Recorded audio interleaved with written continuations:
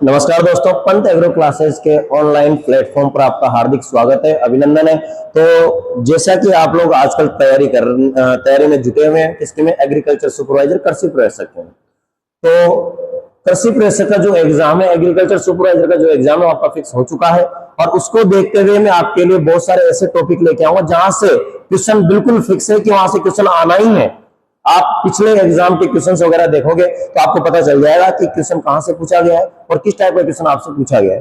तो उसी को देखते हुए आज अपन एक चर्चा करेंगे। छोटा सा टॉपिक है, एग्रीकल्चर टॉपिक में सोइल में ही ये टॉपिक आता है, मृदा जल, सोइल वाटर। देखो, सोइल वाटर की अपन बात करें, सोइल वाटर होता क्या है, ठीक है।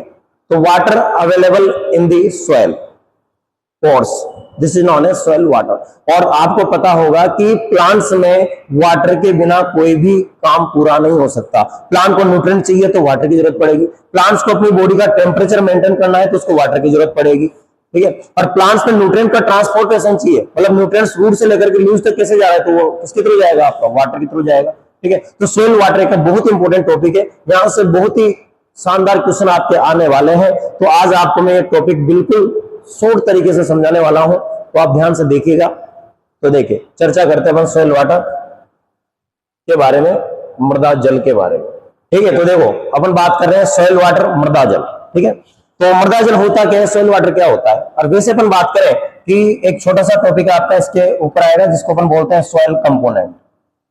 अगर सोइल कंपोनेंट्स की बात करें, जिसको अपन हिंदी में बोलते हैं क्या, मृदा अवयव।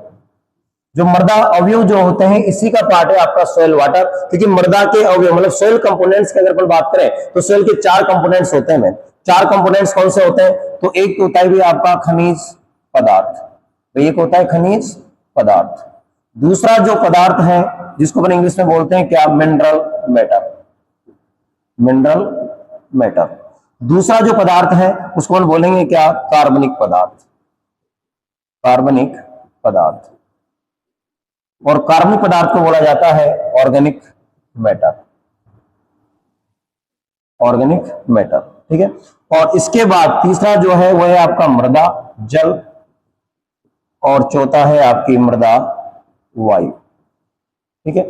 इन दोनों की अपन बात करें तो ये आपके सॉलिड फेज होते हैं सेल के। सॉलिड फेज मतलब ठोस पदार्थ, सॉलिड फेज, ये होता है सॉलिड फेज, सॉलिड फेज। और इसके दोनों की अपन बात करें तो ये होता है आपका रंध्रावकाश, जिसको अपन इंग्लिश में बोल सकते हैं पोर स्पेस, ठीक है। पोर स्पेस मतलब space between the soil particle, this is known as pore space या फिर रंध्रावकाश। अगर इन दोनों की बात करें तो दोनों मिला के आपके 50% होते हैं, और ये दोनों भी मिला के आपके 50% ही होते हैं। मतलब ये दोनों क्या होते हैं आपके, कितने होते हैं भाई, आपके 50% होते हैं। मतलब ये भी कितने हैं, 50%, और ये भी कितने होंगे आपके 50%, ठीक है। खनिज लवण की अपन बात करें तो अकेला आपका 45% पार्ट कवर करता है, और ऑर्गेनिक मैटर आपका अकेला 5% पार्ट कवर करता है। और जो सोइल वाटर है, मृदा जल है, ये अकेला 25% होता है, और ये भी आपका 25% होता है, ठीक है।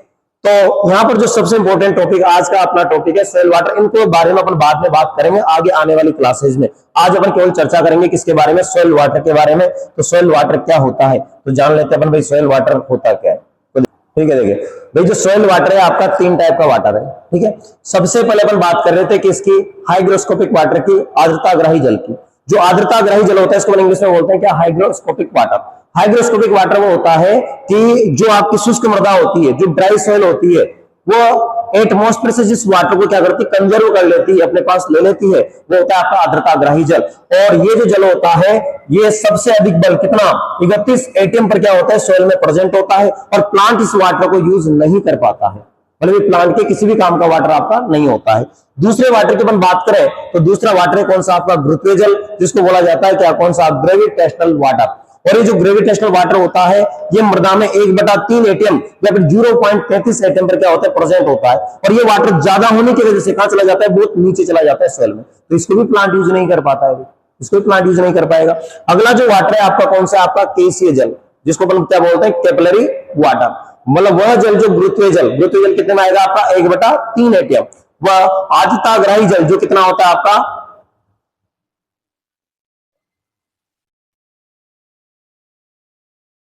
आर्द्रताग्राही जल जो होता है ये होता है कितना एटीएम पर आपका, 31 एटीएम पर। मतलब 1/3 और 31 एटीएम के बीच, मतलब गुरुत्वीय जल आताग्राही जल के बीच में जो जल उपस्थित होता है वो क्या कहलाता है? आपका केसीय जल कहलाता है। ठीक है, तो ये 3 प्रकार के जल अपन ने पढ़े। लेकिन देखो यहां से क्या क्वेश्चन बनते हैं वो मैं आपको बता देता हूं, क्योंकि बहुत ही शानदार टॉपिक है। यहां से क्वेश्चन आपके पूछे जाएंगे। अब देखो आप, जैसे अपन ने अभी थोड़ी देर पहले पढ़ा, एक तो था आपके पास आर्द्रता ग्राही जल, एक आपने पढ़ा कौन सा? गुरुत्वीय जल। क्वेश्चन कैसे आएगा? अपन क्वेश्चन की बात करते हैं डायरेक्ट। गुरुत्वीय जल एक पढ़ा आपने कौन सा? केसीय जल। ठीक है, और एक और जल होता है इसके अलावा भी, उसको अपन बोलते हैं प्राप्य जल। ठीक है, इनको पढ़ने के बाद अपन एक चीज और पढ़ेंगे यहां पर, ये होती है आपकी क्षेत्र क्षमता, जिसको बोला जाता है फील्ड कैपेसिटी। Field capacity. और एक होता है आपका स्थायी म्लानी बिंदु, एक होता है स्थायी म्लानी बिंदु, जिसको शॉर्ट में बोले तो हो जाएगा आपका PWP, परमानेंट विल्टिंग पॉइंट। ठीक है, तो देखिए दोस्तों, बात करते हैं अपन आर्द्रता ग्राही जल, जिसको इंग्लिश में बोला जाता है हाइग्रोस्कोपिक वाटर। ठीक है, अभी हाइग्रोस्कोपिक वाटर क्या होता है वो भी अपन बताएंगे। गुरुत्वीय जल क्या होता है, जिसको बोलते हैं ग्रेविटेशनल वाटर। केसीय जल क्या होता है, जो होता है आपका कैपिलरी वाटर। और प्राप्य जल क्या होता है, जो होता है आपका अवेलेबल वाटर। इन तीनों के बारे में मैं आपको बता चुका हूं कि आर्द्रता जल क्या होगा, गुरुत्वीय जल क्या होगा, और केसीय जल क्या होगा। ठीक है, बात करते हैं अपने प्राप्य जल की और क्षेत्र क्षमता की और स्थायी म्लानी बिंदु की। तो सबसे पहले अपन बात करेंगे किसकी? क्षेत्र क्षमता, जिसको मतलब शॉर्ट में बोल सकते हैं क्या? Field capacity. क्षेत्र क्षमता क्या होती है? ठीक है, तो देखिए भाई, क्षेत्र क्षमता क्या होगी आपकी? देखो, क्षेत्र क्षमता अपन किसको बोलेंगे? जैसे मान के चलो ये आपका कोई फील्ड है, ये आपका खेत है। ठीक है, ये अपना फील्ड है, ये अपना खेत है। अब खेत में अपन क्या करते हैं, फील्ड में अपन क्या करते हैं? भी पानी दिया आपने, इरिगेशन किया आपने। क्या किया आपने? यहाँ पर इरिगेशन किया। इरिगेशन को आप सब हिंदी में जानते ही क्या बोलते हैं? अपन इसको सिंचाई। अब जैसे आप सिंचाई करोगे तो सिंचाई करने के 36 से 48 घंटे बाद, कितने घंटे बाद? 36 से 48 घंटे बाद ये जो जल यहाँ पर भरा है कहां जाएगा आपका? नीचे जाएगा। नीचे तो जाना है, सिंपल सी बात है। अब इस जल को नीचे कौन लेकर के जा रहा है? तो यहाँ पर एक फोर्स लग रहा है। कौन सा फोर्स लग रहा है आपका? तो यहाँ पर एक फोर्स लगता है, कौन सा? गुरुत्वीय बल। ये जो गुरुत्वाकर्षण का बल है, जो गुरुत्वीय जो फोर्स है आपका, गुरुत्वीय बल, इस गुरुत्वीय बल की वजह से जल कहां जा रहा है आपका? नीचे जा रहा है। ठीक है, लेकिन ये जो आपकी मिट्टी है, ये जो आपकी सॉइल है, इस जल को गुरुत्वाकर्षण बल के विपरीत क्या करती है? रोक करके रखती है। इसका उल्टा काम करती है कौन? आपकी सॉइल जो आपकी वो होती है मृदा। ठीक है, और उसी मृदा की कैपेसिटी को अपन क्या बोल देते हैं भाई? आपकी क्षेत्र क्षमता। तो देखो, सिंपल सा क्वेश्चन है, सिंपल सी परिभाषा आपकी हो गई कि सिंचाई करने के 36 से 48 घंटे बाद, सिंचाई करने के 36 से 48 घंटे बाद गुरुत्वाकर्षण बल के विपरीत मृदा की जल को धारण करने की क्षमता क्या कहलाती है? आपकी क्षेत्र क्षमता। और इस क्षेत्र क्षमता पर जो जल होता है 1/3 एटीएम पर क्या होता है भी? आपका प्रेजेंट होता है। मतलब यहाँ पर जो फोर्स लगेगा वो कितना लगेगा आपका? 1/3 एटीएम का यहाँ पर क्या होता है? फोर्स लगता है। ठीक है, अब अपन देखो बात करते हैं किसकी? स्थायी म्लानी बिंदु की। क्योंकि आपने सिंचाई तो कर दी, लेकिन धीरे धीरे क्या होगा? मिट्टी से आपका जो सोइल से जो वाटर धीरे धीरे क्या होगा? कम होने लगेगा। किसके थ्रू कम हो रहा है? तो आप जानते हो इवापोरेशन रेगुलर होता है, ट्रांसपरेशन आपका रेगुलर होता है, तो इसके थ्रू क्या होगा? वाटर का लॉस होगा। अब जैसे वाटर का लॉस होगा और वाटर पहुंच जाएगा कितने एटीएम के पास? 15 एटीएम के पास जब आपका वाटर चला जाता है, और उस बिंदु को अपन क्या बोलते हैं? स्थायी म्लानी बिंदु। क्योंकि इस बिंदु पर, इस पॉइंट पर जब आपका वाटर चला जाता है तो प्लांट उसको क्या कर सकता है भी? आपका मतलब उसको यूज करने के लिए अनअवेलेबल होता है, मतलब उसको यूज नहीं कर पाता है। और जब प्लांट उसको यूज नहीं कर पाएगा तो प्लांट्स क्या होता है? धीरे धीरे आपका ये जो प्लांट है ये क्या होगा? मुरझाना स्टार्ट हो जाएगा, इसमें विल्टिंग स्टार्ट हो जाएगी। और विल्टिंग इतनी ज्यादा हो जाएगी कि इस पॉइंट पर आने के बाद अगर आप इरिगेशन भी करते हो तब भी प्लांट पर कोई फर्क नहीं पड़ रहा, वो मर गया, परमानेंटली वो डाई हो चुका है। तो उसी पॉइंट को मैंने क्या नाम दे दिया? स्थायी म्लानी बिंदु या फिर परमानेंट विल्टिंग पॉइंट। अब आप अपने आंसर पे पहुंच चुके होंगे। अब अपन बात करते हैं प्राप्य जल क्या होता है, अवेलेबल वाटर क्या होता है। अब आप सोच रहे होंगे पहले अपने अवेलेबल वाटर क्यों नहीं पढ़ा, पहले अपने क्षेत्र क्षमता क्यों पढ़ी, स्थायी म्लानी बिंदु क्यों पढ़ा? क्योंकि उसको बिना पढ़े अपन इसको नहीं समझ सकते। अब देखो, प्राप्य जल का आंसर आपके सामने है कि वह जल जो किसके बीच में, अभी अपन ने पढ़ा थोड़ी देर पहले, क्षेत्र क्षमता। वह जल जो आपकी क्षेत्र क्षमता जो क्या है? आपकी फील्ड कैपेसिटी कितने एटीएम पर है भी? आपकी है 1/3 एटीएम पर। ये कितने एटीएम पर है आपकी? 1/3 एटीएम पर। तो 1/3 एटीएम और किसके बीच में? दोनों के बीच में क्या? स्थायी म्लानी बिंदु। एक पढ़ा आपने भी थोड़ी देर पहले, स्थायी म्लानी बिंदु। और स्थायी मिलानी बिंदु जो होता है इसको मैंने क्या बोला, आपका परमानेंट मेल्टिंग पॉइंट। और ये कितने एटीएम पे थे आपका, 15 एटीएम पर।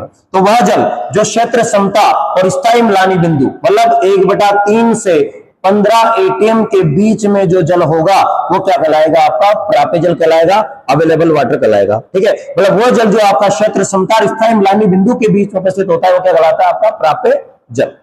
सिंपल सा क्वेश्चन है, 2-3 बार आपका जेड के एग्जाम में पूछा गया है, सीयूटी एग्जाम में भी पूछा गया है, और सुपरवाइजर के लिए भी ये क्वेश्चन आपका आ सकता है। तो आप याद रखिएगा भाई, के से जल अलग चीज होती है, प्राप्य जल अलग चीज होती है। के से जल आपको मिलेगा किन दोनों के बीच में, भाई जो के से जल होता है ये मिलेगा आपको गुरुत्वाकर्षण आर्द्रता का, इन दोनों के बीच में जो जल मिलता है वो तो कहलाता है आपका के से जल।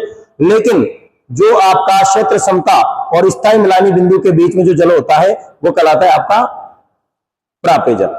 ठीक है, तो ये सिंपल सा टॉपिक था आपका मृदा जल के बारे में। ठीक है, थैंक यू। आगे भी अपन जुड़े रहेंगे इस छोटी सी जानकारी के बाद।